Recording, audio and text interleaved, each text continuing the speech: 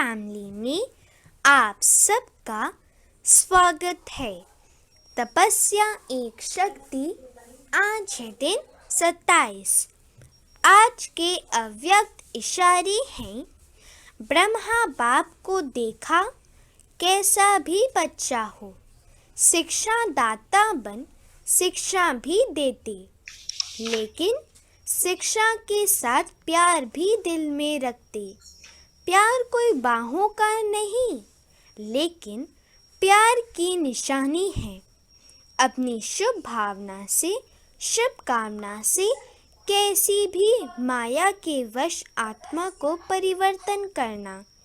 किसी के प्रति घृणा भाव नहीं, यह तो बदलने वाले ही नहीं हैं।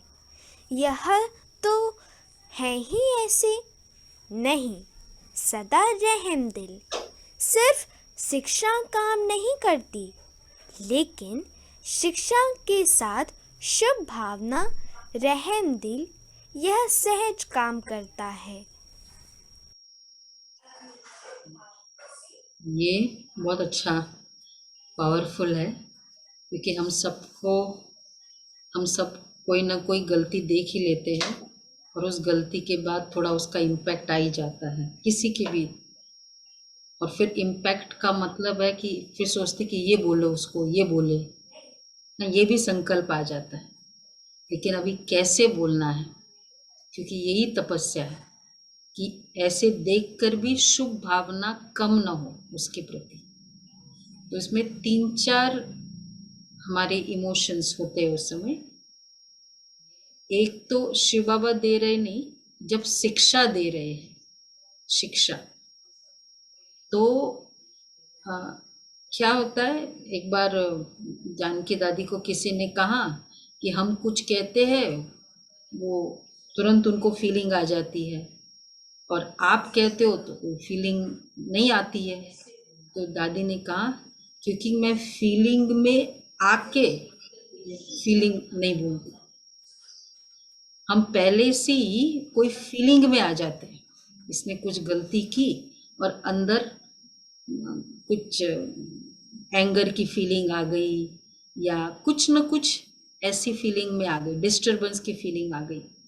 तो फिर उसके बाद शिक्षा देना,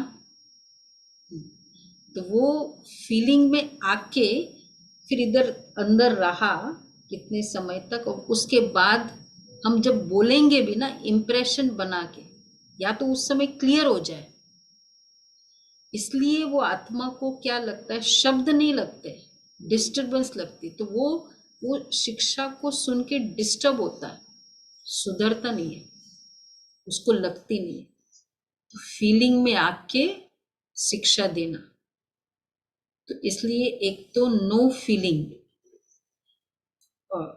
तो फेल हो गए ना एक्चुअली देखा जाए तो पहले स्वयं को ठीक करो। किसी भी गलती देखी तो उसको ठीक करने के पहले स्वयं को ठीक करो, और फिर उस बात को भूल जाना है।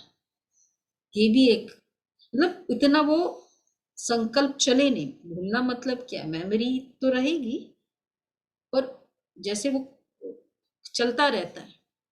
और उसके बाद अब वो मैं प्योर हो गई, और उसके बाद शिक्षा देना, ये प्रोसेस है शिक्षा का। तो क्या हो गया, तो पवित्रता से फिर उस आत्मा को शिक्षा मिली। तो शिक्षा वो उसका भाग्य है, वो शिक्षा कितना लेता है नहीं लेता है, लेकिन मेरी प्योरिटी मेंटेन्ड रही। और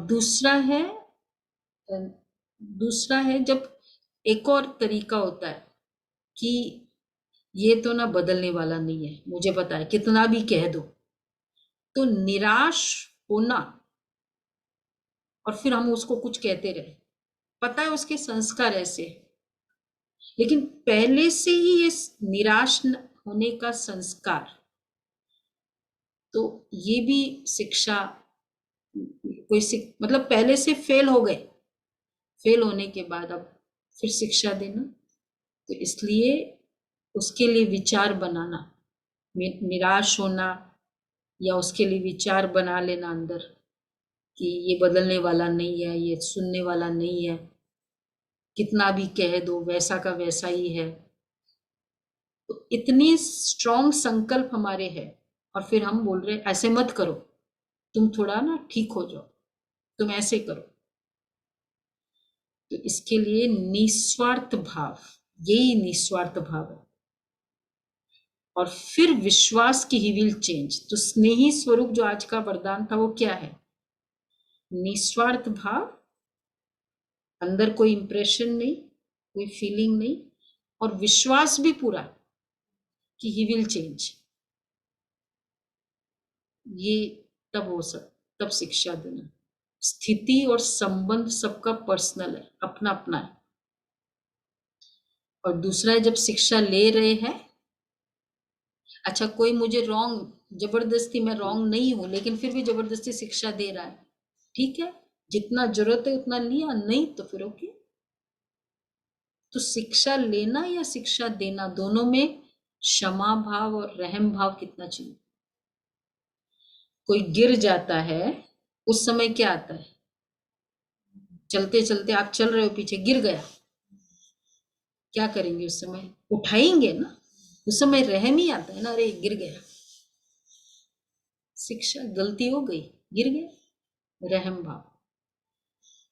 तो इसलिए कोई भी गलती की चेकिंग, मुझे बहुत अच्छा लगा जानकी दादी का ये बात कि फीलिंग करके तुम सुना रहे हो, इसलिए वो भी फीलिंग में आ जाता है। मतलब यही कि उस आत्मा के प्रति अंदर, जैसे ना मैंने वो संकल्प किया नहीं, ये तो ऐसा है, ये ऐसा है, ये तो बदलने वाला नहीं है। तो ये संकल्प और फिर विचार उसके प्रति कुछ रखा नहीं, क्योंकि क्यों ऐसे विचार रखते? क्योंकि कहीं स्वार्थ है। दुनिया के लिए तो बहुत अच्छे हैं, जिन आत्माओं के प्रति हमारा वो होता है ना, वही लगता है कि ये तो चेंज होने वाला नहीं, स्वार्थ होता है। तो निस्वार्थ भाव से, स्वार्थ का मतलब जरूरी नहीं कि वही सेल्फिश एटीट्यूड है ना, कि मेरा ये तो मानने वाला नहीं है, या मेरा मानेगा तो ये अच्छा हो जाएगा, ये भी सेल्फिश एटीट्यूड है। हम क्यों शिक्षा दे रहे हैं? उसके अच्छे के लिए, दूसरे का अच्छा तो होगा ही होगा। और अगर उसके कारण मेरा कुछ खराब हो रहा है, उसका तो हम कर ले, बाकी उसके अच्छे के लिए। और जनरली हम शिक्षा देते तो यही बोलते हैं, तुम्हारे अच्छे के लिए बोल रहा हूं, पर अपने आप को बुरा करके कि हाँ, न्यारा बन, आना और जाना, आना जाना एंड आना, हर घंटे में किया। देखो मुझे वही आया, इधर शिक्षा चल रही है, ये ऐसा ये ऐसा, और आत्मा शरीर छोड़ा। शरीर छोड़ा नहीं मतलब मैं ऊपर गई परम धाम में। स्टेट ऑफ माइंड कैसे थी मेरी? तो परम धाम में भी बाबा बैक सीट कर देगा ना, जिसकी स्टेट ऑफ माइंड उस समय अच्छी वो आगे बैठेगा बाबा। नहीं, उस समय जा रहे हैं सब परम धाम, उस घंटे में जिसकी स्टेट ऑफ माइंड अच्छी थी वो पहुंच गए जल्दी आगे भी। इसलिए आना जाना और आना, हर घंटे में एक बार। और करावन हार की फीलिंग, हर कर्म में ये फीलिंग बहुत अच्छा। बाबा की सकाश, मुझे भी ये संकल्प आया क्योंकि बाबा ने दिया, और उस आत्मा को भी संकल्प आया क्योंकि बाबा ने कराया उससे। इसलिए कोई आत्मा मेरे लिए बहुत अच्छा करती तो बाबा को थैंक यू, क्योंकि पूरा क्या बोलते हैं उसका, रिमोट तो उसने चलाया ना उसको। ठीक है, करावन हार के तो अच्छे से प्रैक्टिस हो रही ना, ये तो एकदम जैसे संस्कार ही बन जाए। ओके जी, ये होमवर्क है बाबा की,